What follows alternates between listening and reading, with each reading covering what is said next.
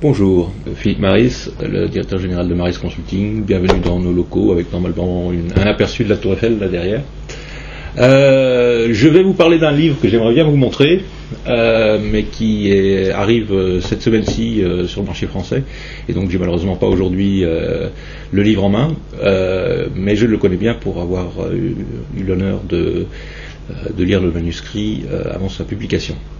Il s'agit de Epiphanized, c'est un nom que je ne chercherai même pas à expliquer, mais ce qui est intéressant, c'est que c'est donc un roman dans le même format que Le But de Eli Goldratt, exactement le même genre de choses, une entreprise à sauver en peu de temps avec des nouvelles méthodes si possible, et l'approche utilisée cette fois-ci, c'est une combinaison de la théorie des contraintes, du Lean Manufacturing et du Six Sigma.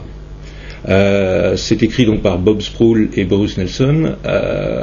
Bob Sproul en particulier, quelqu'un qui connaît très bien ce sujet-là, puisqu'il n'en est pas à son premier ouvrage.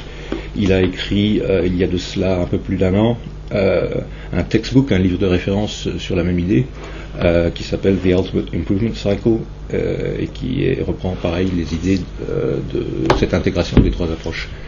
Donc j'ai eu le plaisir de lire le manuscrit, je le trouve vraiment excellent. D'abord parce que, je vais revenir dessus, on intègre enfin ces trois approches plutôt que de chercher les incompatibilités et souligner les différences. Mais aussi tout simplement parce que ça se lit très très bien. C'est comme les Anglais disent, excusez-moi je suis anglais, it's hard to put down.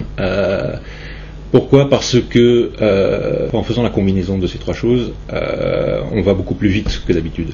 Et donc il a un scénario où presque de jour en jour, en tout cas de semaine en semaine, l'entreprise se transforme à une vitesse assez extraordinaire, mais tout à fait crédible.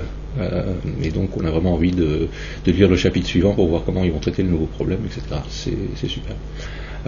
Puis bon, je le trouve aussi un scénario très séduisant. Le gourou dans cette histoire, c'est un barman, par exemple, ce qui est inhabituel, n'est-ce pas ?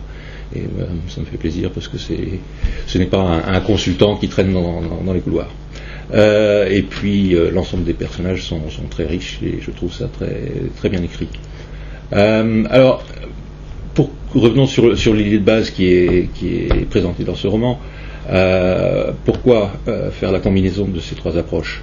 Ce sont les trois principales approches actives aujourd'hui en 2012 dans le monde entier. Probablement dans l'ordre de nombre de personnes qui le pratiquent, on a loin devant le Lean Manufacturing, derrière le Six Sigma et en troisième position la théorie des contraintes, je répète en termes de nombre de personnes qui les utilisent. Quand on les met ensemble, plutôt que de chercher pourquoi elles sont incompatibles ou laquelle est la meilleure, on peut avoir des performances sur l'entreprise, coût qualité délai beaucoup plus rapides. Pourquoi ? Parce que, là c'est la partie théorie des contraintes, on va se concentrer justement sur les contraintes, les goulots d'étranglement, les sujets qui déterminent la performance globale, et donc on va focaliser ensuite les outils de type Lean Manufacturing ou ceux du Six Sigma sur ces problèmes-là, et on va très très rapidement améliorer les performances.